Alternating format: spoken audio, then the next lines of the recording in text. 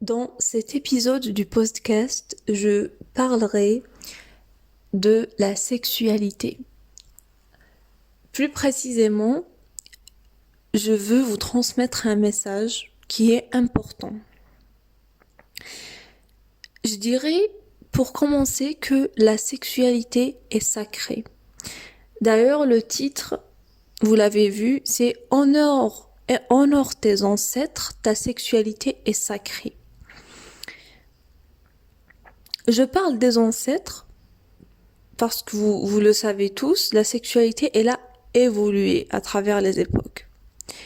Mais ce que vous devez savoir, c'est que nos ancêtres et toute ta lignée qui ont fait que tu sois là en chair et en os, toute ta lignée au fait,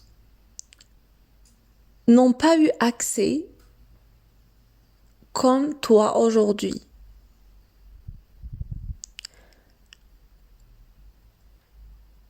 à un genre de contenu dont je vais parler d'ailleurs dans cette vidéo.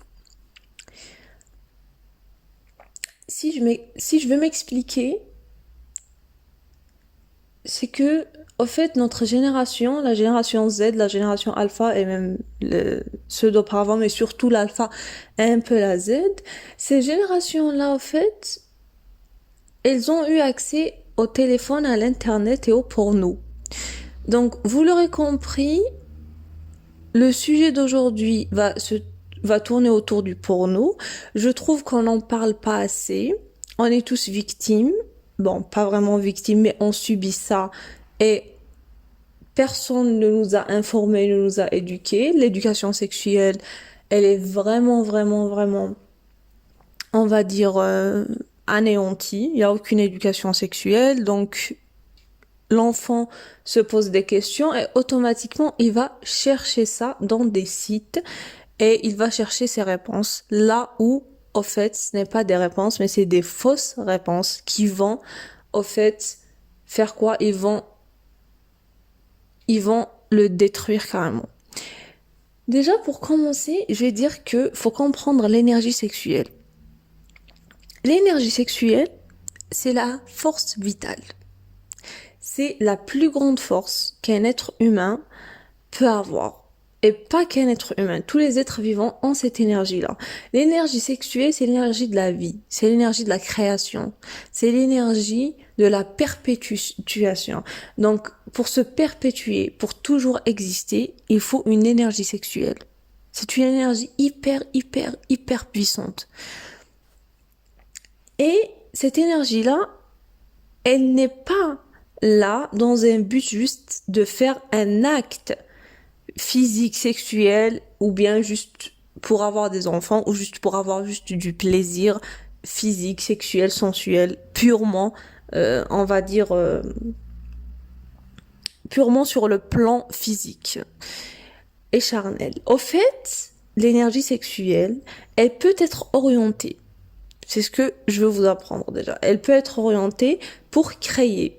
Vous voyez tous les grands artistes, tous ceux qui ont créé des tableaux, des peintures, des musiques, des œuvres d'art, tous ceux qui ont fait des architectures magnifiques, tous ceux qui ont découvert des médicaments, des hypothèses, ceux qui ont fait des thèses, tous ceux qui ont découvert des trucs sur le corps humain, sur l'astronomie, sur tout, en fait, tous les domaines scientifiques, culturels, artistiques et tout ce que vous pouvez voir. Donc, toutes les créations de l'humain, tous ces humains qui ont créé, à la base, c'est à travers leur énergie sexuelle. Cette énergie sexuelle, ils l'ont orientée, au fait. Ils ont eu comme ça, je vais dire, une excitation pour créer un truc. Et cette énergie-là, c'est ce qu'on appelle le Kundalini. Dans le yoga, c'est le Kundalini. C'est, au fait, vous voyez le serpent-là qui vient du chakra racine et qui va jusqu'au chakra couronne. C'est cette énergie vitale qui nous anime. Cette énergie vitale, on peut la réorienter, on peut, comme le dit Nietzsche, on peut devenir un surhumain. on peut dépasser l'homme. On peut dépasser l'homme pour être humain et surhumain. Donc, pour ne pas trop m'éparpiller dans le sujet, je veux vous expliquer que l'énergie sexuelle, elle est sacrée. Ça, c'est en premier lieu. Parce que je remarque que notre génération, on banalise ça. En fait, tous les réseaux sociaux sont sexualisés. Instagram, TikTok, tous les réels, tout est sexualisé. La femme est constamment sexualisée. Et malheureusement, on se rend pas compte du truc sacré, au fait, qu'il faut pas donner à tout le monde, qu'il faut réserver et préserver, car en fait, c'est ton énergie vitale. Et vous avez un certain stock. Le sujet du jour, c'est pourquoi le porno est néfaste. Ce qu'on vous dit pas à propos de ça, et pourquoi faut arrêter, même si peut-être je vais dire qu'il y aura des rechutes, c'est pas immédiat, mais au fur et à mesure c'est possible. C'est totalement possible. Je sais pas s'il y a des addicts ou autres, mais déjà le fait juste de consulter ça une fois, deux fois dans sa vie déjà, ton cerveau il est bousillé. Ton cerveau, il reçoit, au fait, comment on va dire, le cerveau ne fait pas, comme on a dit, la différence entre l'imaginaire et le réel. Et quand tu le bousilles avec des vidéos, des photos et d'autres trucs, au fait, pour lui, c'est comme si sans faire le travail nécessaire, sans donner tous les efforts nécessaires, que vous savez que notre cerveau, il a une partie archaïque, du coup, il se souvient et il vit toujours comme un être préhistorique, comme un être, comme le premier être qui a vécu sur Terre, en fait. On a toute cette mémoire générationnelle et nos cellules vivent toujours ainsi. D'ailleurs, on a toujours peur. On a toujours cette peur inexpliquée car on vivait auparavant dans le désert, dans la forêt, on chassait pour manger, etc. Donc, on a toujours cette peur pour survivre. En fait, on est toujours des êtres préhistoriques en vrai. Donc, vous savez, quand vous donnez, on va dire, vous donnez ça à votre cerveau, pour lui, c'est comme s'il n'a pas besoin de faire le travail nécessaire et il a la récompense. Donc, vous avez la dopamine, les récepteurs qui sont saturés, plus de dopamine, plus de dopamine. Et puis, vous voyez, notre génération, elle est apathique. Ils ne rigolent pas, ils ne rient pas, ils ne sont pas souriants, ils prennent tout au sérieux, ils n'ont pas la joie de vivre généralement. Quand on sort, on remarque ça.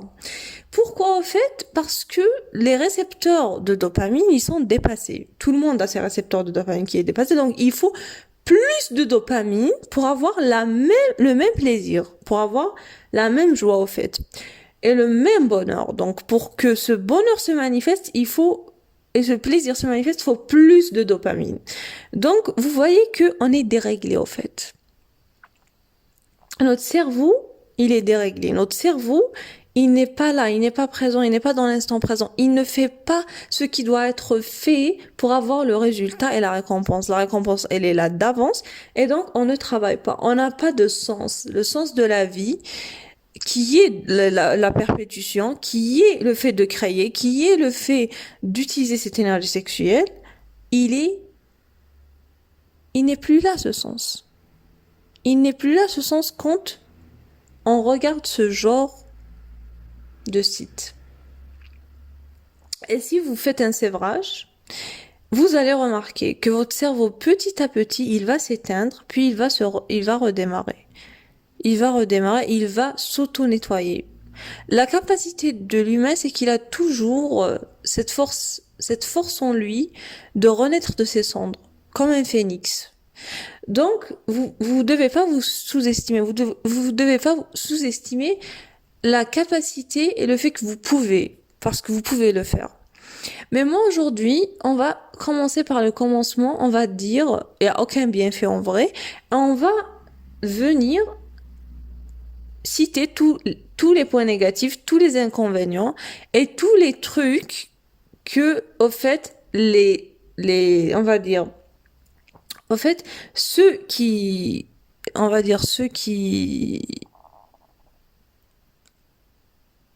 contrôlent le monde veulent que cette énergie sexuelle soit, en fait, dépensée de cette manière-là et que personne ne, comment on dit en anglais, escaping the matrix. Donc personne ne sort de la matrix. On reste tous dans la rat race, dans la race des rats.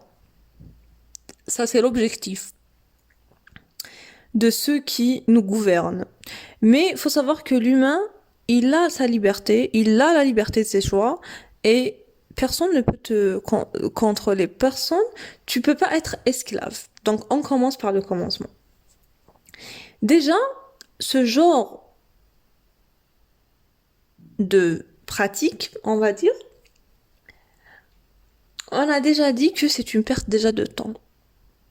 C'est une perte de temps. Tu passes beaucoup de temps sans te rendre compte.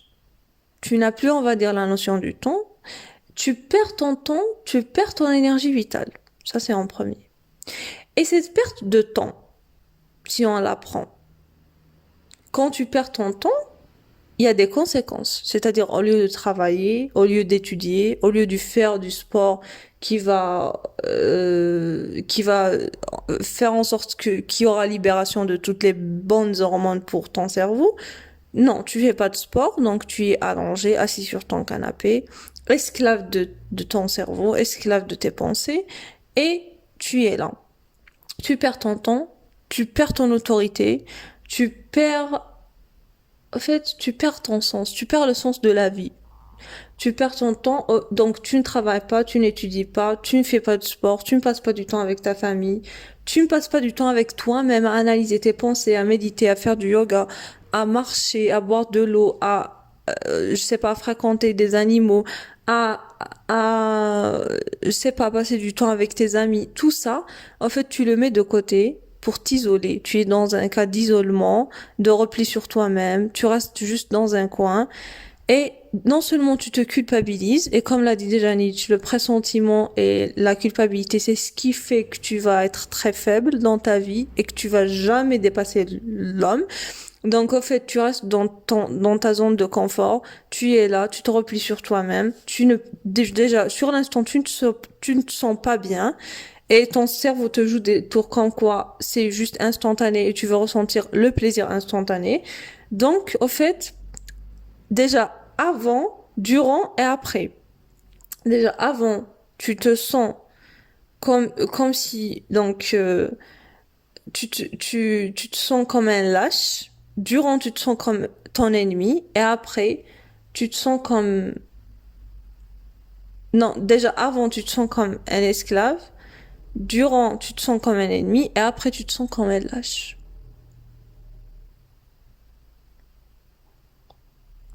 Voilà, pour vous dire que c'est une perte, au fait, d'autorité, c'est une perte de temps, c'est une perte d'énergie, c'est une perte d'objectif. Tu perds ta vie.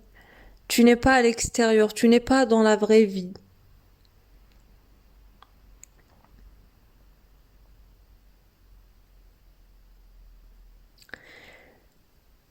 Et au fait, tu perds aussi la notion de la réalité.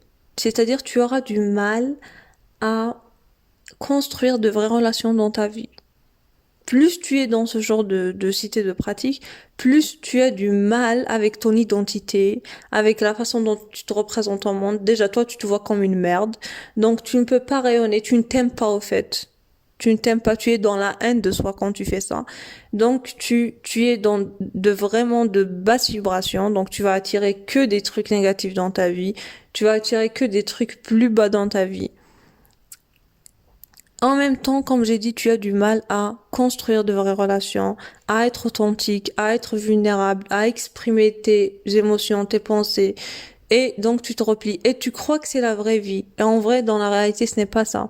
Les corps ne sont pas comme ça. En fait, là, il y a tout un scénario, il y a des huiles, il y a des trucs, il y a des modifications sur des applications, il y a tout un truc pour avoir une scène. Donc, automatiquement, ta réalité est, au fait, totalement... euh, elle est très très loin de la vraie réalité. La manière dont tu perçois le monde. Et donc, parce que l'humain, quand il cherche ça, il ne cherche pas en vrai le plaisir physique. Il cherche l'intimité. Il se sent seul. C'est la solitude et cet isolement qui fait que tu cherches ces trucs. Et en vrai, tu cherches l'intimité. Et l'intimité, on peut pas l'avoir à travers un acte physique. L'intimité, on l'a à travers l'écoute, à travers la vulnérabilité, le fait d'investir son temps à connaître l'autre personne, de vraiment ressentir ce qu'elle ressent, de chercher à comprendre ses souffrances, ses traumatismes de l'enfance, de contenir et d'embrasser au fait d'embrasser la personne dans toute sa totalité avec ses défauts et ses qualités. C'est de là que naît l'intimité. L'intimité, on peut l'avoir avec un ami, avec un parent, avec un enfant, avec un conjoint, un partenaire. Donc, au fait, c'est pas une question intimité est égale tout ce qui est physique. Oui, il y a l'intimité physique, mais pour avoir cette intimité-là déjà, faut avoir cette intimité et cette connexion émotionnelle et spirituelle. C'est très important. La connexion spirituelle est un truc très très important.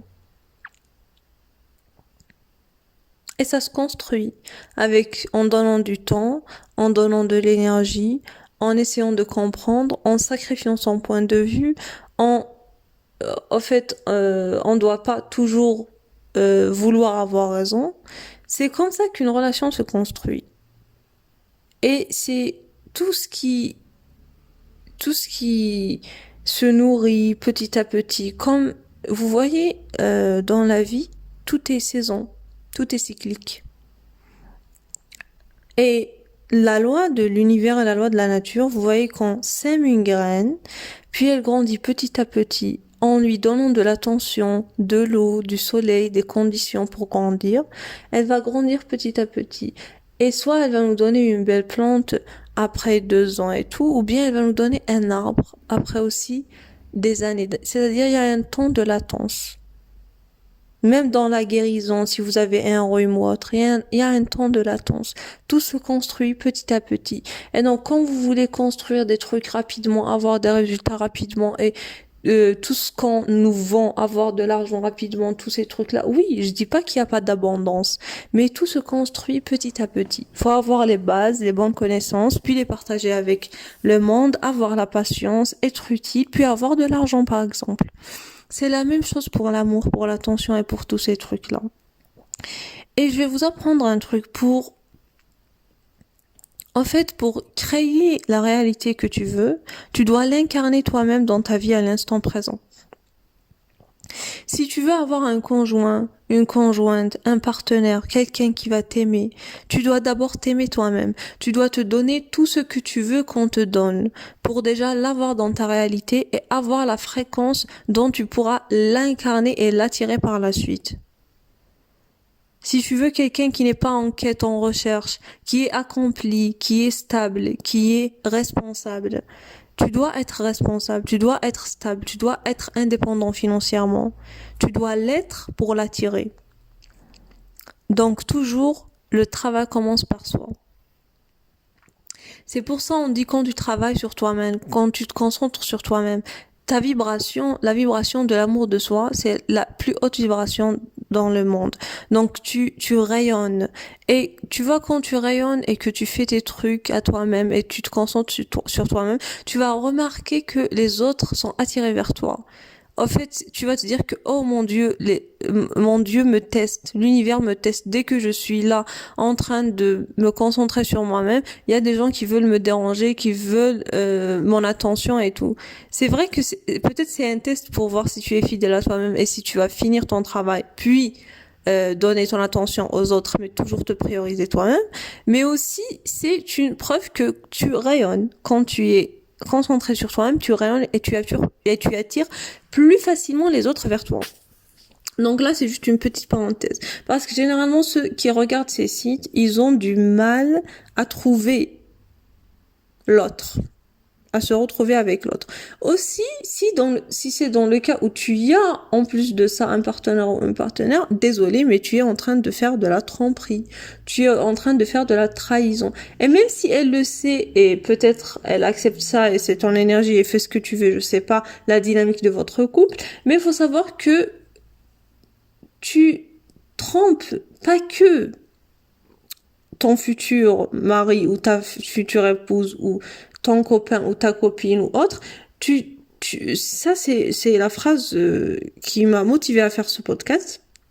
Quand tu es dans ces sites-là, tu es en train de trahir et de déshonorer, c'est le mot, tu es en train de déshonorer toute la lignée de tes grands-parents, des parents de tes grands-parents, etc. Et surtout, tu es en train de déshonorer toutes les femmes qui ont fait que ta procréation soit là, et tu es en train aussi de violer l'intimité du couple, et tu es en train de déshonorer aussi tous les hommes de ta lignée. Et tu es en train, bien sûr, de déshonorer tes futurs partenaires, ta future partenaire, ton futur mari, etc. Pourquoi ça? Car tout simplement, tu es en train de violer, tu es en train d'entraîner les règles pour avoir accès à ça, pour avoir accès à la procréation, pour avoir accès à l'union. Il faut savoir que quand un homme et une femme s'unissent, c'est une incarnation du Dieu. C'est une incarnation de l'union. Mais toi, quand tu violes cette union, tu es en train d'incarner le diable. C'est comme si tu vends ton âme au diable. Faut savoir que depuis la nuit des temps, il y a eu beaucoup d'unions pour arriver à toi, pour arriver à ce que tu sois là, à ce que tu sois vivant. Et donc, quand tu es en train d'être comme un voyeur, le voyeurisme comme on l'appelle, à travers ces sites-là, tu es en train de violer l'intimité. Et donc, c'est comme si toutes ces unions qui ont été faites pour que tu sois créé, tu les as déshonorées. Imagine que quand tu es là dans dans ta pratique-là, imagine tous tes ancêtres qui sont derrière toi. Tes parents, tes grands-parents, tous. Tu peux pas être fier de toi-même. D'ailleurs, tout ce qui est fait en cachette n'est pas fait en cachette juste comme ça, parce que c'est quelque chose de mal. Vous allez comprendre, en fait, c'est quelque chose de mal. Et donc, vous avez honte. Cette honte, elle n'est pas là juste comme ça. Vous avez honte et vous êtes en train de vous culpabiliser. Parce que vous savez que c'est quelque chose de sacré. D'unique.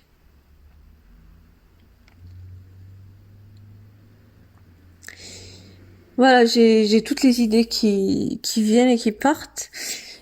Mais au total, si je veux parler de tous ces inconvénients, je commencerai par dire que, comme j'ai dit, c'est une perte de temps et d'énergie.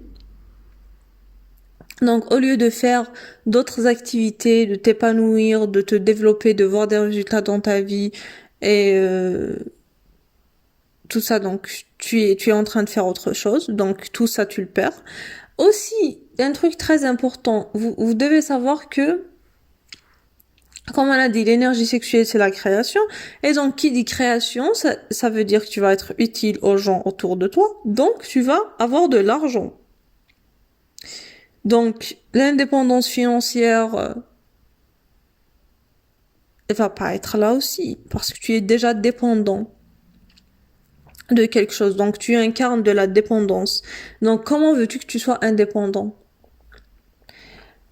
Aussi, tu déshonores bien évidemment, comme on a dit, toute la lignée de tes ancêtres qui ont fait en sorte que tu vas être là. Aussi, ton cerveau, au fait, il a du mal à oublier ces images. Il a du mal car c'est quelque chose qui l'a captivé et donc tu auras du mal à avoir de bonnes relations et aussi tes taux de dopamine ne vont pas du tout être régulés. Donc tu vas déjà prendre du temps pour réguler tes récepteurs à la dopamine et ton cerveau et tes neurones. Aussi, généralement, c'est la nuit. Donc ton sommeil il est bousillé et qui dit un sommeil de merde dit une vie de merde. Voilà, donc aussi durant ton sommeil, si tu ne dors pas ou tu fais des nuits blanches ou des trucs comme ça, donc tu auras tes neurones qui vont mourir, tu auras tes néphrons au niveau du rein qui vont mourir, tu auras une baisse de la mémoire, une baisse de l'acuité visuelle, une fatigue, une somnolence, donc tu vas pas te concentrer durant ta journée et du coup tu auras voilà, tu ne seras pas utile, donc tu ne créeras pas, tu ne seras pas utile. Voilà, donc tu es en train d'aller à l'encontre des lois de la nature. Car faut normalement dormir avec le soleil et se lever avec le soleil et être rythmique, avoir ce rythme circadien, ce cycle. Même dans les saisons, faut marcher avec la nature, faut être en adéquation et ton rythme il doit être le même avec celui de la nature. Voilà, donc voilà, ça je peux pas, c'est infini en fait. Si je continue à citer des inconvénients, c'est à l'infini. C'est à l'infini. Tes parents, tu n'es pas avec eux, tes frères et sœurs, tu n'es pas avec eux, tu vas pas, en fait, même le temps après avoir fait ça, le temps de revenir à la réalité, de pouvoir manger correctement, de pouvoir s'asseoir correctement, de pouvoir parler, blaguer, sourire, rire avec les autres, vous allez prendre du temps. Tout ça, c'est un temps perdu. En fait, on a un temps limité sur Terre, et si on le perd sur ces trucs-là, c'est vraiment dommage.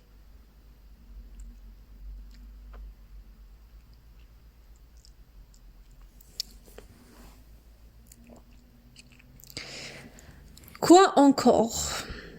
Quoi encore? Qu'est-ce que je pourrais dire encore? Voilà, donc comme j'ai dit, ça t'éloigne de tes objectifs.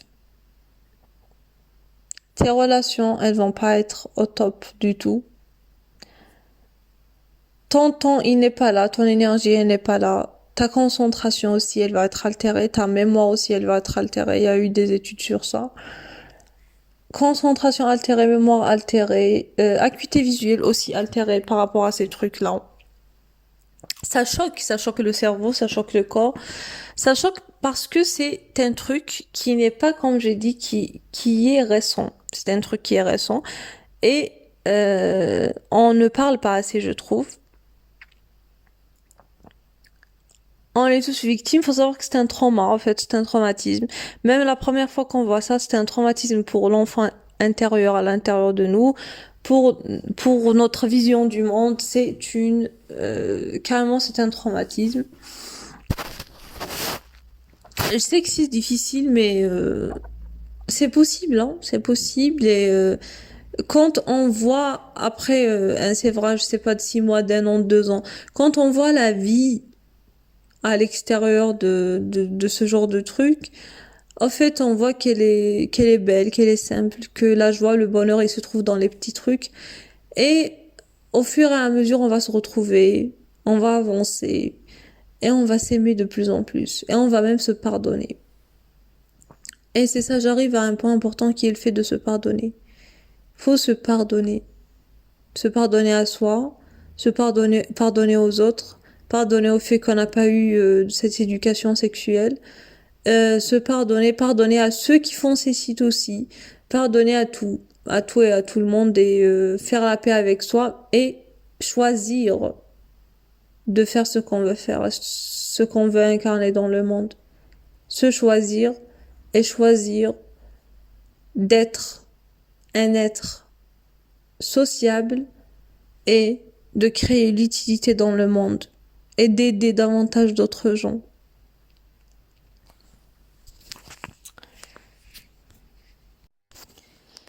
Voilà, donc au total, vous aurez de l'anxiété quand vous êtes vous dans un acte, vous aurez de l'anxiété automatiquement car vous allez avoir un souci de performance, surtout pour les garçons, mais aussi pour les filles au fait. Peut-être tu vas te sentir moins belle, moins excitante, etc. Aussi, ça bousille votre cerveau, ça c'est clair, c'est des études faites scientifiques et tout. Aussi, vous aurez une humeur dépressive, anxieuse et également, ça crée une addiction. Ça bousille une vie. Et aussi,